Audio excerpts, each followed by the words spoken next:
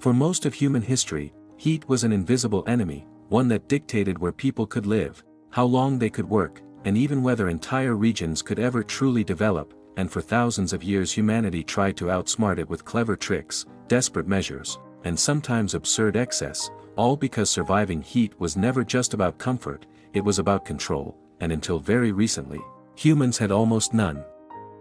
The ancient struggle. From the very beginning of civilization, people searched for ways to cool themselves without fully understanding why certain methods worked. In ancient Egypt, reeds were soaked in water and hung in windows so that hot desert air passing through them would cool before entering the home, a simple idea that relied entirely on evaporation long before anyone could explain it.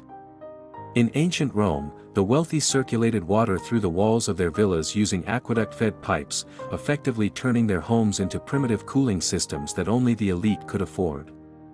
And then there were the extreme cases, like Roman emperors who ordered snow hauled down from mountains on the backs of animals just to survive the summer heat, turning an entire supply chain into a personal cooling device. These methods worked, sometimes surprisingly well, but they shared the same flaw: they were inefficient, expensive, and completely inaccessible to the average person. Heat remained a constant limitation, shaping cities, architecture, and even social hierarchies. A problem without a solution.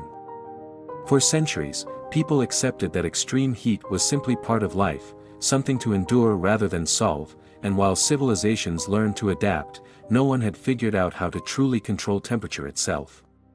Cooling was local, temporary, and fragile. A breeze could stop, water could run out, ice could melt. There was no machine, no scalable system, no reliable way to bend heat to human will.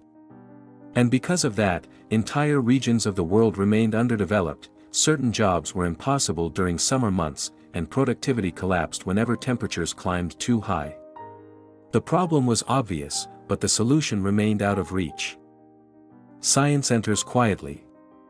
In the 18th century, something changed, not through engineering, but curiosity. Benjamin Franklin, better known for electricity and politics, became fascinated by why evaporation caused cooling in the first place. In 1758, he and a colleague experimented with different liquids evaporating from a thermometer, watching the temperature drop from comfortable room levels to near freezing. Franklin understood what was happening, but he also understood something else: knowing why something works does not mean you know how to build a machine from it. His discovery explained the phenomenon, but it didn't yet change the world. Still, it planted a seed, one that others would pick up decades later. A discovery without fame. In the early 19th century, Michael Faraday made a quiet but critical discovery while experimenting with gases. He found that compressing certain gases into liquids and then allowing them to evaporate caused the surrounding air to cool dramatically. Today, Faraday is remembered for electricity, magnetism, and cages that block electromagnetic fields, but his work with refrigerant gases rarely gets the credit it deserves. What he had uncovered was the core principle behind modern cooling, the idea that temperature could be manipulated through pressure and phase change, not ice or water or wind, but chemistry itself. And yet, even this breakthrough sat unused for years, waiting for someone bold enough to turn it into a machine. The man who was too early. That person was John Gorrie, an American physician working in the southern United States in the mid-1800s. Gorrie wasn't trying to change the world, he was trying to save lives. His hospital patients suffered terribly in the heat, and he believed that cooling the air could improve their chances of survival. Using the principles discovered by Faraday, Gorrie designed a machine that compressed air, cooled it, and then allowed it to expand, lowering the surrounding temperature. In 1851, he patented the idea, convinced that one day every building in the world would be cooled by machines like his. But the world wasn't ready. Investors laughed. Industry ignored him. Worse, powerful businesses felt threatened. The ice empire strikes back. At the time, America relied heavily on the natural ice industry, massive operations that harvested ice from frozen lakes and shipped it across the country. Artificial cooling threatened that empire, and many believe that Gorrie's reputation was deliberately undermined. Newspapers mocked him, suggesting he claimed godlike powers by creating cold from nothing. Funding dried up. His machine never reached mass production. Gori died poor and forgotten, his vision shelved not because it was wrong, but because it was ahead of its time. The idea of mechanical cooling faded once again, and heat reclaimed its dominance. A president in peril. Everything changed, briefly and dramatically, in the summer of 1881. After President James Garfield was shot, he lay recovering in Washington during a brutal heat wave, with temperatures soaring above 95 degrees Fahrenheit. His condition worsened as the heat intensified, and desperation set in. Engineers and scientists scrambled to find a way to cool the president's room, not for comfort, but for survival. What they built was astonishing and absurd, a massive contraption involving fans blowing air over enormous blocks of ice, consuming hundreds of pounds of ice every hour. Over 2 months, nearly 500,000 pounds of ice were used to lower the room temperature by just 20 degrees. A spectacle, not a solution. The system worked, technically, but it revealed the core problem with cooling at the time. It was possible, but wildly inefficient, expensive, and completely unrealistic for everyday use. Garfield ultimately died, and public interest in air conditioning collapsed once again.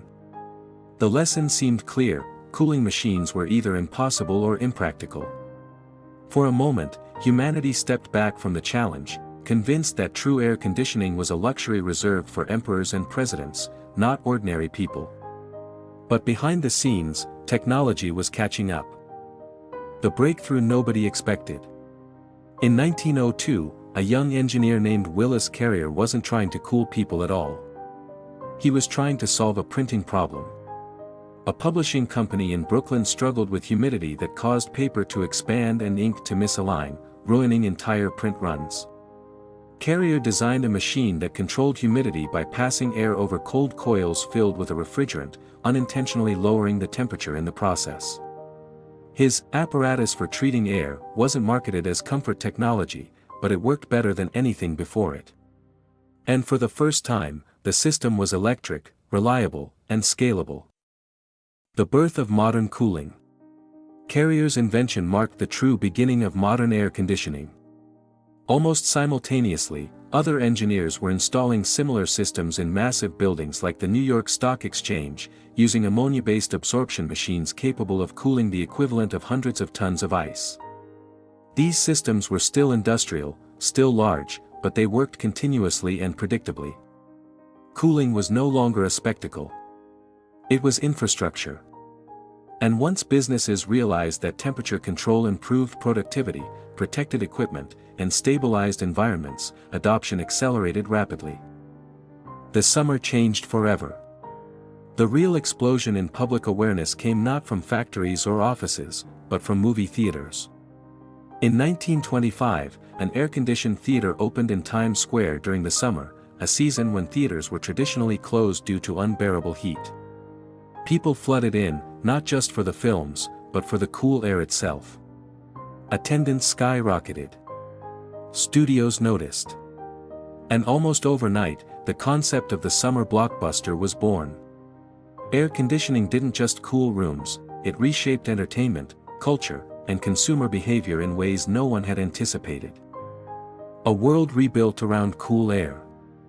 As air conditioning became more efficient and affordable, its impact spread everywhere.